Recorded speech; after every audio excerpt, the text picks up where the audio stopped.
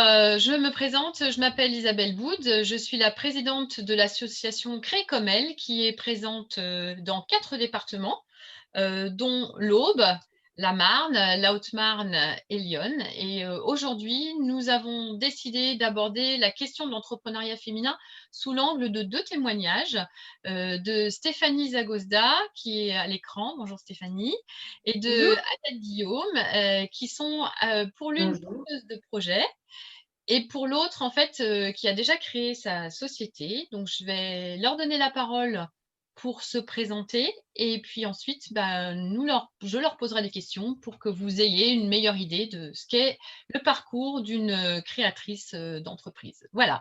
Stéphanie, est-ce que tu veux bien te présenter, s'il te plaît? Eh bien, c'est parti. Donc, Stéphanie, 43 ans. Je suis maman solo de deux grands de 18 et 15 ans. Et j'ai un parcours, j'ai démarré moi par l'entrepreneuriat en fait. J'ai commencé ma carrière dans l'hôtellerie-restauration. J'y ai passé 14 ans, un peu entrecoupé. Et j'ai également une bonne expérience dans la fonction publique pour des raisons pratiques et logistiques pour mes enfants. Donc voilà, j'ai été restauratrice pendant 10 ans. J'ai quitté, j'ai repris l'hôtellerie et suite à un licenciement économique malheureusement dû à la crise sanitaire qu'on connaît tous en ce moment, je me suis posé la question de savoir ce qu'allait devenir mon avenir et je commence, enfin, assez rapidement, je me suis dit que l'entrepreneuriat était quand même quelque chose qui est inhérent à mon caractère et avec cette envie de rester quand même liée à mon domaine de l'hôtellerie-restauration et de faire donc du management de transition pour remplacer mes collègues quand ils ont besoin de prendre quelques congés. Et ça Voilà, sous forme de micro-entreprise, c'est voilà, ça? absolument. Mm. Bien, merci beaucoup Stéphanie. Agathe? Eh bien, alors j'ai 40 ans, Agathe Guillaume. J'ai créé Mycelium il y a un petit peu plus de 2 ans. Dans la continuité de mon expérience professionnelle précédente, où j'ai effectué une petite dizaine d'années en agence de communication marketing à Paris, et j'ai déménagé pour des raisons personnelles. Mes enfants sont arrivés. Et puis un beau jour, j'ai repris un peu du service de manière ponctuelle. Et puis les demandes sont arrivées au fur et à mesure, et ce qui m'a incité à créer ma propre structure. Donc j'accompagne des porteurs de projets, des créateurs d'entreprises, des chefs d'entreprise dans leurs problématiques de communication d'entreprise ou marketing produit, lancement de produits. Donc à la fois sur de l'impression, du print, du web, de l'événementiel. Ma cible aujourd'hui est elle est articulée autour de gens qui sont liés de près ou de moins près à la terre. Étrangement, j'y suis née et j'y suis encore à travers mon conjoint. Donc, c'est un univers qui me parle beaucoup et auquel je suis assez attachée. Tout comme des problématiques en lien avec l'environnement et l'écologie, ça me parle aussi beaucoup. Donc, j'opère auprès de gens sur des petites structures, des TPE, qui font finalement sens pour moi, parce qu'aujourd'hui, je suis plus du tout dans une structure agence avec des équipes. Je suis seule, donc voilà.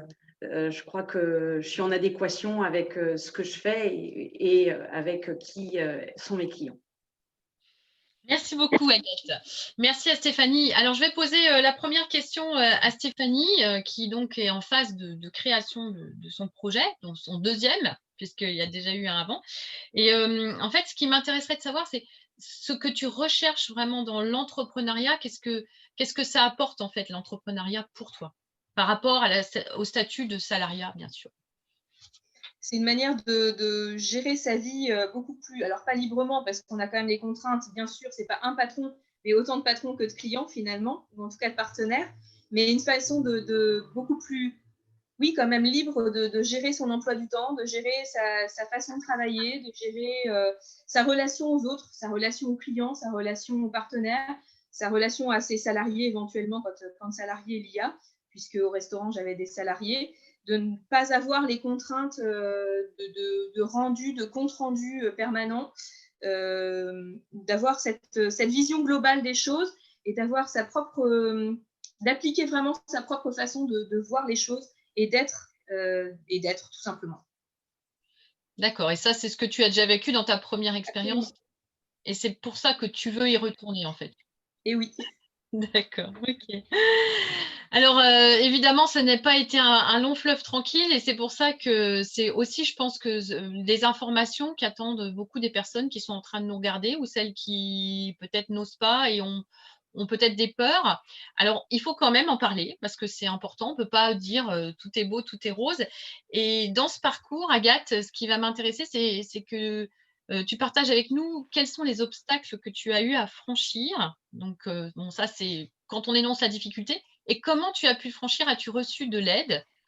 Et éventuellement, bah, si tu devais le refaire aujourd'hui, est-ce que tu le ferais un petit peu autrement pour, justement te sentir plus accompagnée?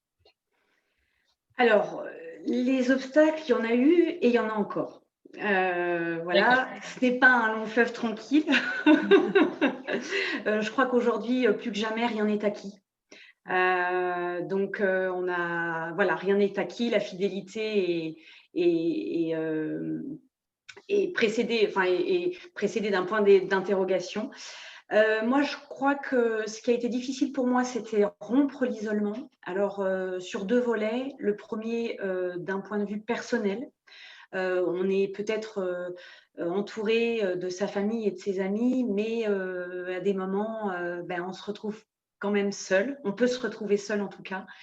Donc, pour moi, l'association Créer comme elle a été un des moyens de rompre cet isolement en partageant de l'expérience avec d'autres femmes qui peuvent vivre la même chose que moi, apprendre, découvrir des choses auxquelles on n'avait pas forcément pensé à travers ce partage d'expérience.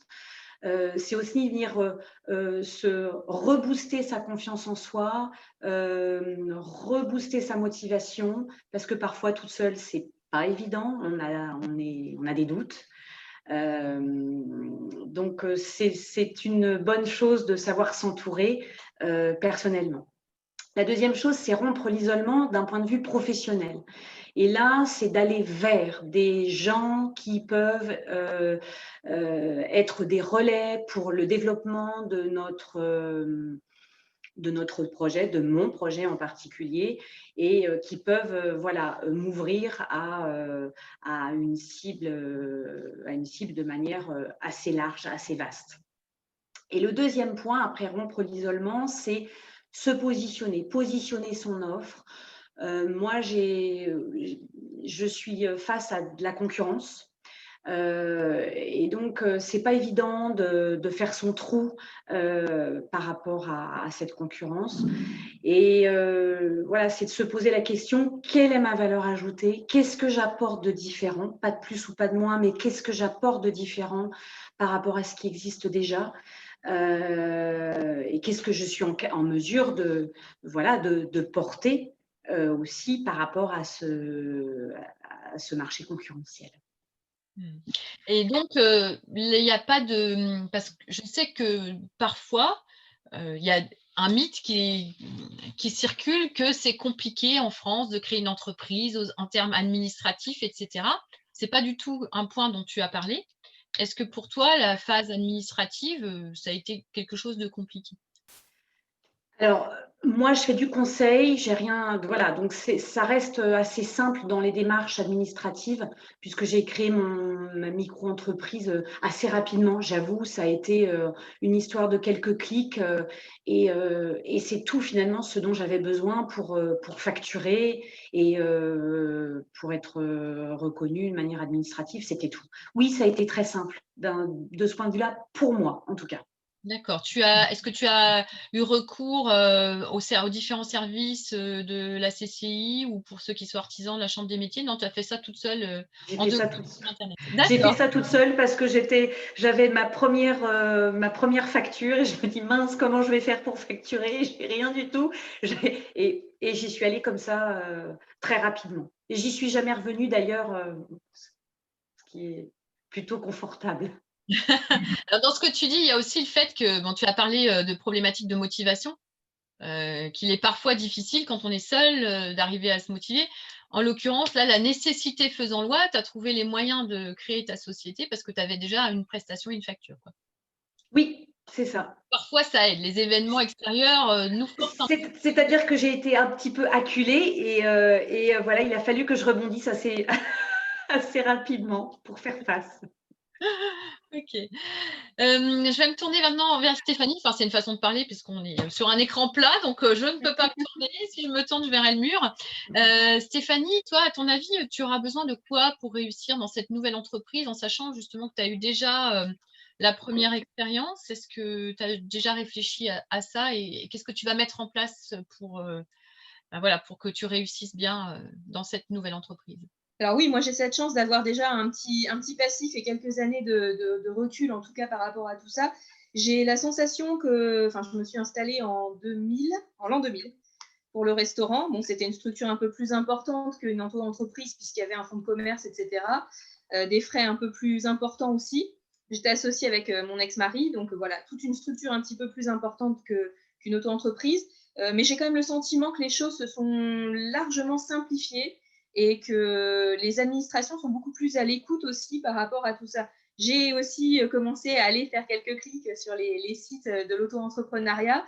Effectivement, en 10 minutes, un quart d'heure, pour la partie rapide, c'est fait. Ensuite, on est recontacté, etc. Donc, je veux dire, tout se fait beaucoup plus facilement et tout est très allégé quand même par rapport à tout ça. Et je pense que le contexte actuel fait qu'on tend vers quelque chose de plus simple et de plus accessible.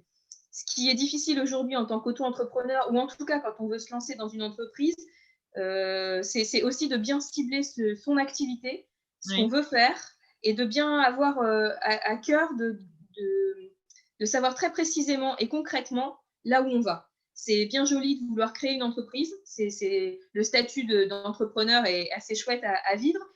Maintenant, si on ne sait pas où on va droit dans le mur. Voilà, donc moi, pour l'instant, à l'heure actuelle, ce dont j'ai besoin, c'est justement de prendre ce recul nécessaire pour ne pas partir dans tous les sens, pour ne pas faire n'importe quoi, et pour bien cibler les choses, pour être précise, et que ce soit un projet construit, défini, précis, et pour être sûr de ne pas aller dans tous les sens et de ne pas me tromper. D'accord. Voilà. Et du coup, c'est quoi ta stratégie pour arriver à faire ça? Est-ce que tu as déjà un plan d'action en tête? Oui, ça commence à se dessiner tout doucement. J'ai repris contact avec Récomel, que je connais moi depuis pratiquement le début de l'association, puisque 2007. Voilà, le restaurant, ça date. Donc, j'avais quand même déjà un premier contact. Et je trouve aussi très important ce réseau, et alors que ce soit Crécomel, mais le réseau aussi de la CCI, de la Chambre de commerce, Chambre de métier, en fonction de l'activité vers laquelle on tend, et d'autres réseaux de créateurs et chefs d'entreprise, de ruchers créatifs, etc. Je trouve que plus on est en relation, en contact avec des gens qui ont des expériences similaires, ou même si l'activité est différente, en tout cas avec qui on peut partager l'expérience, effectivement, le fait de ne pas se retrouver seul chez soi face à son projet, c'est primordial. On est vite confronté au fait d'être démotivé, de ne plus avoir envie, d'être un peu perdu, de ne plus être sûr de ses capacités ou de ses facultés à réagir. Voilà, donc il y a des moments pour se poser aussi. Et donc moi, ma stratégie là, pour l'instant, c'est de me poser, de mettre bien par écrit tout ce qui, enfin voilà, dresser des listes de ce qu'il faut faire, pas faire, de ce que j'ai envie, pas envie, et de refaire le point, et puis de prendre contact et de faire travailler mon réseau pour voir dans quelle mesure le projet est concret, réalisable et viable et lucratif. Oui, parce que ça, c'est aussi un élément C'est essentiel. le nerf de la guerre. Voilà, exactement.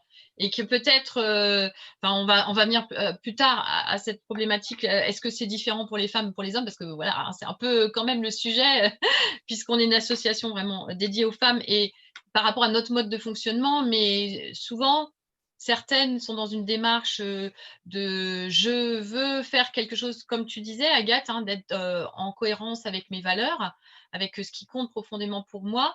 Mais il ne faut jamais oublier au départ qu'être entrepreneur, c'est aussi gagner de l'argent. et ne pas omettre ça dans sa stratégie dont tu parlais. Il y a quelque chose de très important aussi sur lequel je peux rebondir, Stéphanie, c'est quand tu as dit pas être seul, mais parfois, quand on rencontre des gens, que ce soit au Rucher, à Crécomel ou dans d'autres réseaux, mais parfois on arrive à créer des binômes comme ça. Moi, je l'ai constaté depuis de nombreuses années où je suis à Crécomel, que simplement le jour où on se rencontre et puis il y a une affinité qui se crée avec une membre. Et puis du coup, on peut créer de facto un petit binôme qui se rend service réciproquement. Parce que c'est vrai que le démarrage, on a toujours l'impression d'être dans un ascenseur émotionnel. Il suffit d'avoir une bonne nouvelle et alors on se dit voilà, c'est génial, je suis the king of the world ou the queen plutôt, et donc du coup voilà, je vais faire ça va dépoter, je vais faire un super chiffre, etc. Et puis tout d'un coup on a un nom ou quelque chose comme ça, et alors on redescend au 4e sous-sol du moral, et ça c'est vraiment une situation que moi aussi j'ai expérimentée au début, puis qui peut aussi parfois revenir, hein, parce que la vie d'un entrepreneur, c'est, comme tu disais, c'est pas un long fleuve tranquille. Il y a des années qui sont fastes, d'autres moins, et c'est aussi se préparer à cet état de fait que on est de toute façon soumis souvent à des émotions assez importantes, et ça fait partie aussi des choses d'arriver à les gérer. Agathe, ce qui m'intéresserait de savoir de ton côté, c'est de quoi tu es le plus fier aujourd'hui depuis que tu as créé ton entreprise. Alors, quand tu y penses comme ça, qu'est-ce que tu es fier d'avoir réalisé?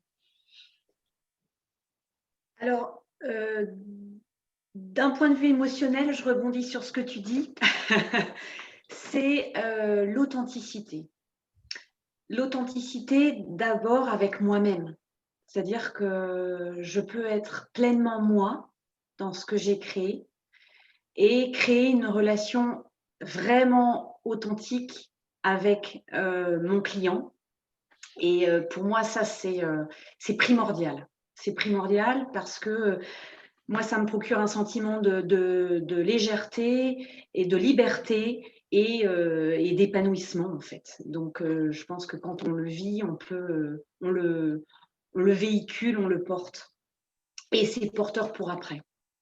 Donc, ça, c'est positif. Je suis fière d'avoir accompagné des petits, et vraiment, c'est pas du tout péjoratif, au contraire, c'est très laudatif, parce que moi aussi, je suis petite, des petits dans la cour de grands. Voilà. Ouvrir le champ des possibles, c'est quelque chose pour moi qui est qui est magnifique, quoi. Tout comme aider un entrepreneur à remonter, à faire face à tous ces problèmes. Et là, on me demande des choses qui sont plus dans la communication, parce que j'aime bien avoir une vue d'ensemble du projet, et je me cantonne pas qu'au rang de la communication. J'aime bien comprendre pourquoi on a besoin de communiquer et qu'est-ce qui se trame derrière. J'aime bien voir les coulisses des restaurants quand j'y vais, par exemple. Voilà, Stéphanie, un petit clin d'œil. Voilà, ça c'est important pour moi, d'avoir une vision d'ensemble du pourquoi du comment, et j'espère que je continuerai à le vivre. Mais on me fait confiance là-dessus. Bon, on verra bien. Est-ce que tu peux nous donner un petit exemple, sans trahir bien sûr la confidentialité de tes relations avec tes clients, mais un exemple comme ça de réussite où tu as vraiment apporté quelque chose de plus à ton client? Alors, j'ai professionnalisé un projet. Je l'ai professionnalisé visuellement, avec une identité visuelle assez forte et ancrée. Voilà, ça s'est pas fait au hasard. Ça a été porteur dans la suite logique de la communication, et ça a eu un impact fort sur un marché auquel on n'aurait pas imaginé l'avoir tout de suite, quoi. Parce qu'il y a eu un projet rendu professionnalisé par la communication. Et c'était impactant, en fait. C'était impactant, c'était propre, oui, il y avait tous les ingrédients qui permettaient que le projet soit vu et soit acheté par la suite, quoi. Et j'en ai eu un autre aussi, à échelle un petit peu moins grande, mais à échelle régionale Grand Est, pour lequel ça a été aussi le cas. Donc, c'est des réussites pour mes clients et par répercussion pour moi aussi. D'accord, donc aujourd'hui, tes clients, ils sont dans l'environnement local parce que tu parles du coup du Grand Est ou tu chasses plus large? Non, pour l'instant, ils sont assez locales, mais de ma façon de travailler, je peux travailler à distance, en fait. Bon, j'aime bien rencontrer toujours les personnes pour la première fois, c'est très important. Et ensuite, voilà, on n'est plus obligé de se voir. C'est ça qui est aussi chouette. J'ai de la chance pour ça. Alors du coup, la question qui s'ensuit est toute naturelle. Comment arrive-t-on à recruter des clients? Parce que si j'ai bien compris, c'est quand même un peu le nerf de la guerre, n'est-ce pas? Comment toi tu fonctionnes? Et après je demanderai à Stéphanie comment elle faisait dans son ancien métier et puis dans le futur. Alors, c'est le vif du sujet aujourd'hui pour moi. Je le vis, ça, pleinement. Je l'expérimente. Alors, mon réseau, le bouche à oreille est vraiment important. Mais on ne peut pas que compter sur le bouche à oreille.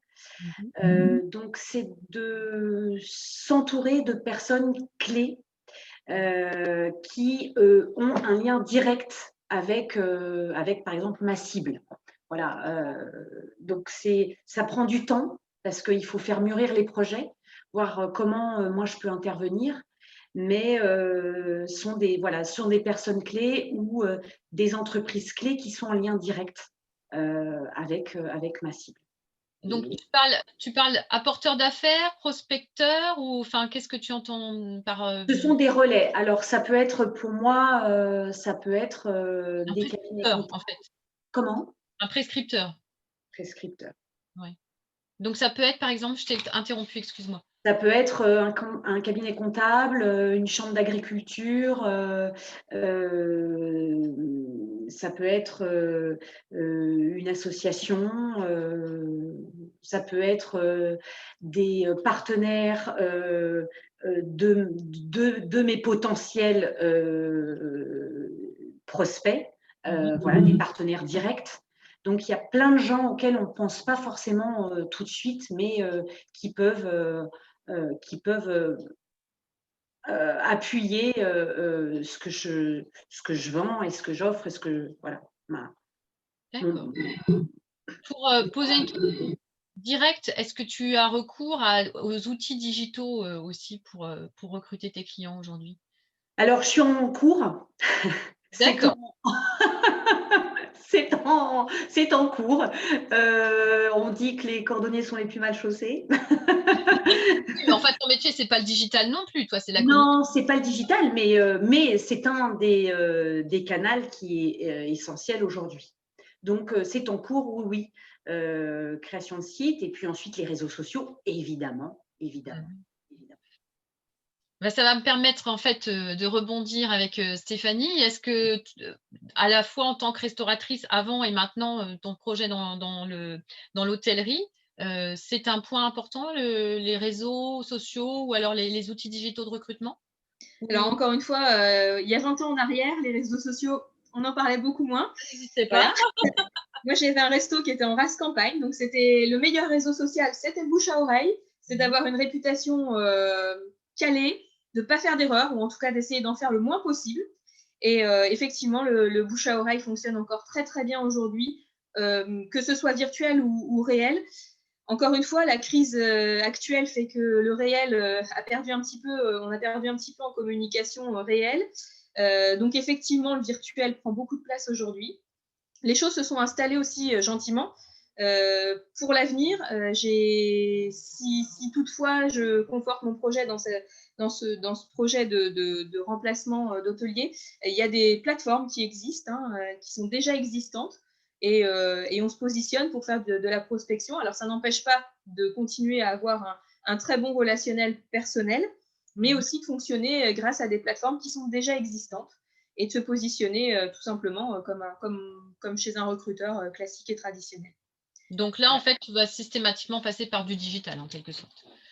Oui, et je crois que c'est aussi ça fait partie de notre quotidien aujourd'hui, et ça va faire partie de notre quotidien pendant très longtemps, d'avoir beaucoup cette action virtuelle et d'exister sur les réseaux et d'avoir une identité virtuelle quand même assez cohérente, importante. On est dans cette génération déjà Y où nos jeunes ne fonctionnent que par les réseaux sociaux, et il va pas falloir penser qu'à nous, Quadra et plus. Il va falloir penser à la génération qui arrive derrière. Et le digital, le connecté fait partie de notre quotidien. On ne sait plus se déplacer sans GPS, on ne sait plus exister sans nos réseaux sociaux, on se téléphone, on se textote. Voilà, la preuve, on fait des conférences via Zoom, etc.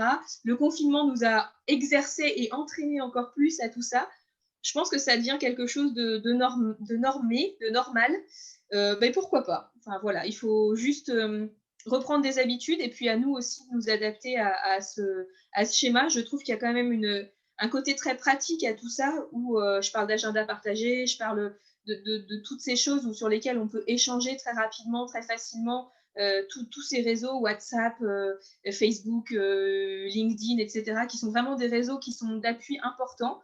Alors, ça n'empêche pas d'avoir une vie réelle et de se rencontrer encore en vrai, heureusement, autour de réunions comme à Créer comme elle, autour d'un café, autour d'un verre, etc. Parce que ça, c'est primordial encore aujourd'hui, et on ne le sait que trop. Mais ça devient un appui quand même très, très important d'avoir cette identité digitale et virtuelle.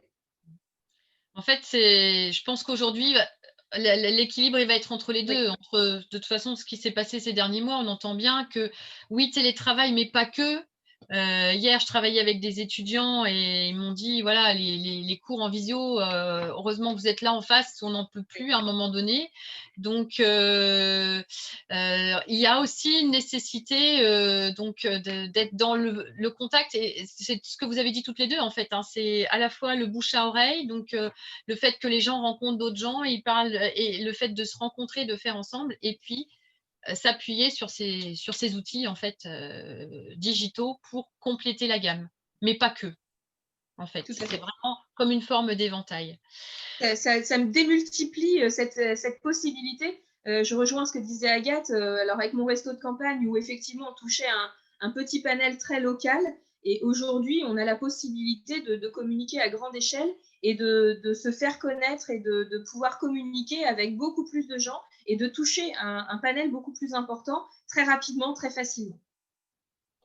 Ce qui n'empêche pas de se rencontrer en vrai et d'avoir des rendez-vous en vrai, parce qu'effectivement, ça ne remplace pas ce contact physique malgré tout.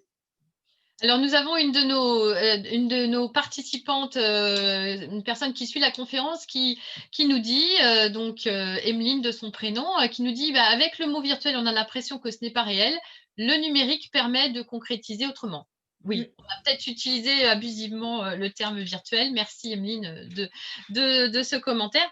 Maintenant, ce qui m'intéresse pour conclure un petit peu nos échanges, et après, il y aura un temps de questions-réponses si les personnes qui assistent à la conférence sont intéressées pour échanger avec nous, c'est d'avoir votre opinion à toutes les deux sur la notion d'entrepreneuriat féminin, ou plutôt, est-ce qu'il y a une différence entre entreprendre quand on est une femme, ou entreprendre avec la notion de féminin, et entreprendre quand on est un homme? Je donne la parole à celle qui veut la prendre en premier. Allez, Agathe, au hasard. Allez, je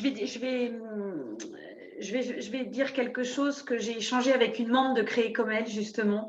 Et on était assez d'accord. On était un petit groupe, et nous étions effectivement d'accord. Tu me diras, Stéphanie, et même Isabelle, si vous êtes d'accord avec ce que je vais dire. Mais un homme va oser partir beaucoup plus vite, sans se sentir forcément à l'aise et sans que tout soit carré.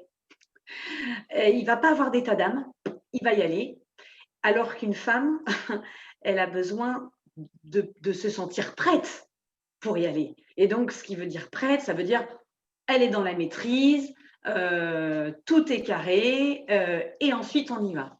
Voilà. Et moi, je crois que pour en avoir échangé un peu avec des hommes, ils étaient assez d'accord avec le fait de dire qu'effectivement, bon, quand c'est pas trop, quand on n'a pas fini, par exemple, une plaquette ou autre, bon, on y va quand même à ce rendez-vous, c'est pas bien grave. Ok. Alors Stéphanie, ton opinion sur la question? Alors, je pense que oui, il y a une part de ça quand même, effectivement. Et puis, il y a la vie personnelle qui prend quand même beaucoup de place quand on est une femme aussi. Moi, j'ai la chance d'avoir des grands-enfants aujourd'hui qui me laissent beaucoup plus de liberté par rapport à ma carrière professionnelle. Il est évident qu'il y a 5, 6 ans, 7 ans en arrière, j'aurais même pas eu cette démarche parce que c'était pas possible, parce qu'il faut être à la maison, parce qu'il faut être présent, parce qu'il faut être là et accompagné, surtout en tant que maman solo.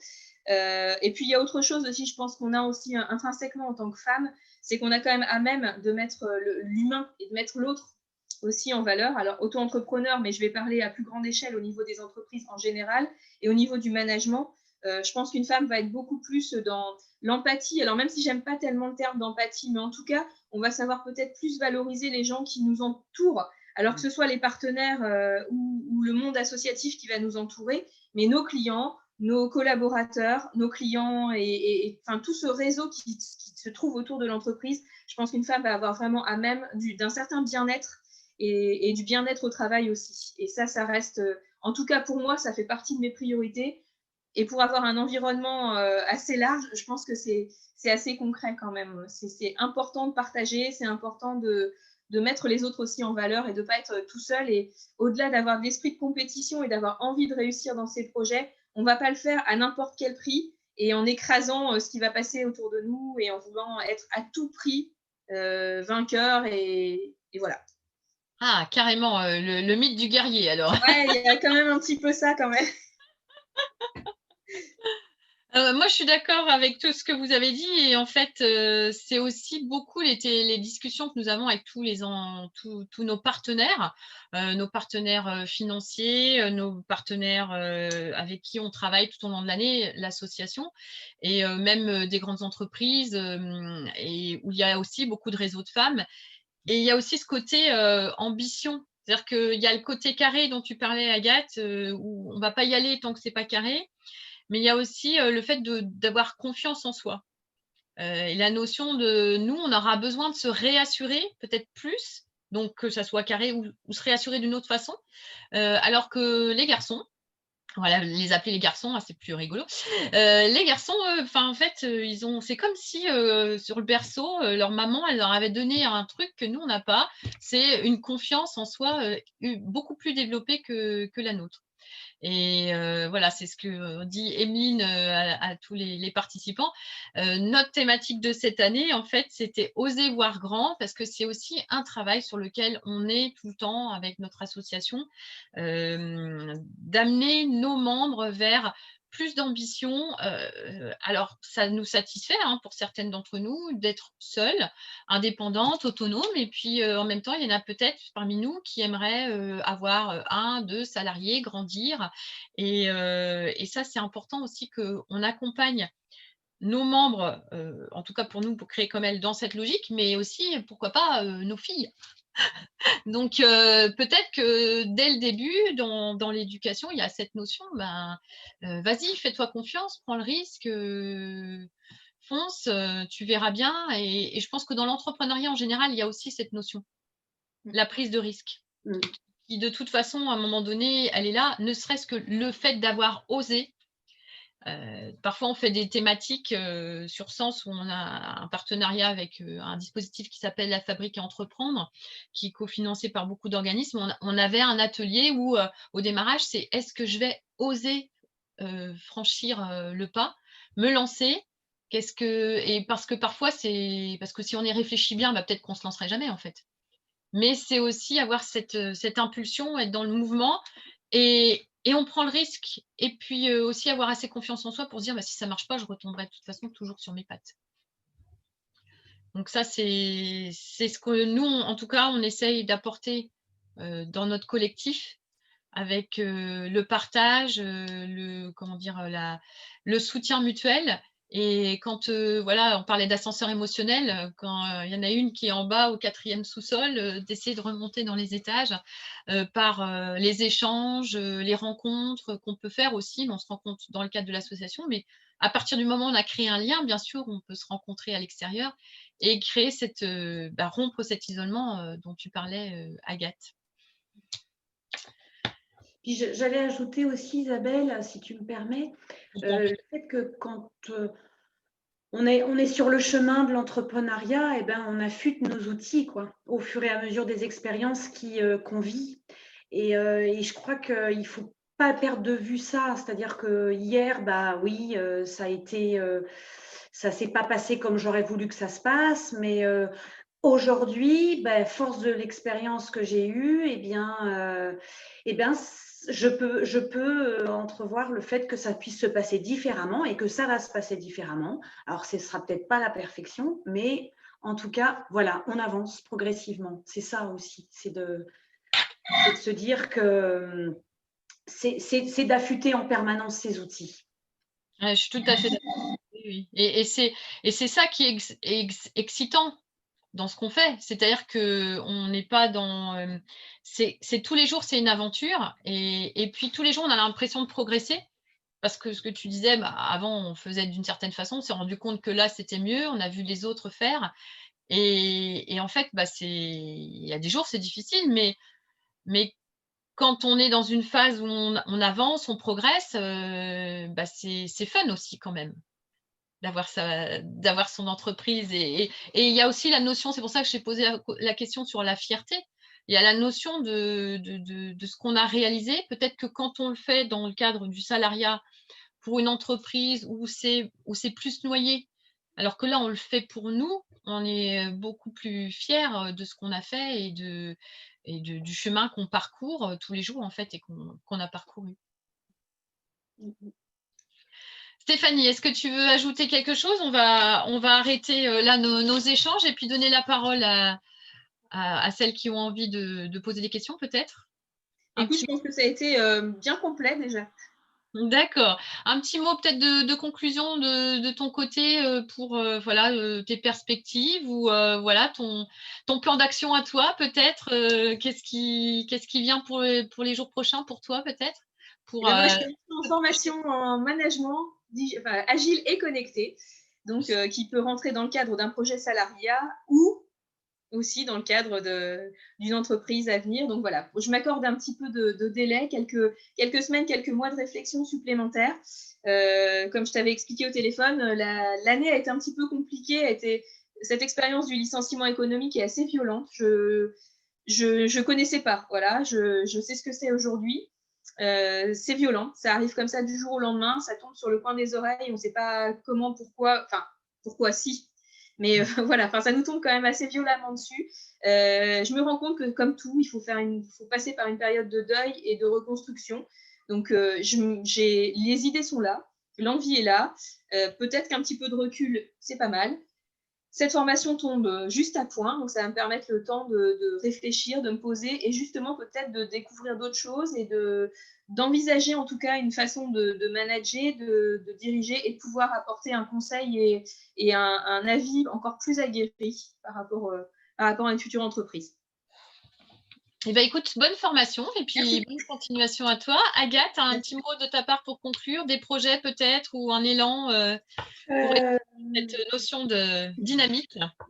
Mes projets en cours et surtout, chausser le cordonnier mal chaussé. Très très rapidement, donc j'y travaille, voilà, et là il faut que d'ici un mois les choses se mettent en place. Donc à la fois sur un site internet et sur la stratégie de prospection avec les outils de réseaux sociaux. Voilà. Visibilité et développement. D'accord. Eh bien, écoutez, alors, merci à toutes les deux. Merci Isabelle. Merci. Merci à la Chambre des métiers de nous avoir donné l'opportunité de faire ce salon digital parce que peut-être que sinon nous ne l'aurions jamais fait et c'est bien dommage parce que pour toutes et tous porteurs de projets, c'est un salon qui est essentiel et il est d'autant plus essentiel dans les circonstances actuelles que nous avons besoin de nous projeter dans une dynamique, dans une positivité. Donc on éteint les radios, on arrête de regarder la télé et on pense à ses projets, à aller de l'avant, à conquérir des nouveaux marchés et à satisfaire des nouveaux clients. Et donc, si vous avez envie de faire connaissance de l'association Créer comme elle, nous organisons avec notre partenaire, donc chez notre partenaire, le Rucher Créatif, un café entre elles le vendredi 6 novembre de 12h30 à 14h30. Et c'est lors d'un de ces cafés que j'ai fait la connaissance de Stéphanie, il y a à peine un mois et demi d'ailleurs. Oui, à peu près. Voilà, et donc ça sera avec grand plaisir que nous vous accueillerons et n'hésitez pas aussi à faire un tour au Rocher pour aller à la Chambre des métiers, à la CCI, pour en apprendre plus. L'entrepreneuriat, c'est aussi aller vers les autres, prendre des renseignements et co-construire avec les autres. Merci beaucoup et à une prochaine fois peut-être. Au revoir. Au revoir. Au revoir, bon salon à tous.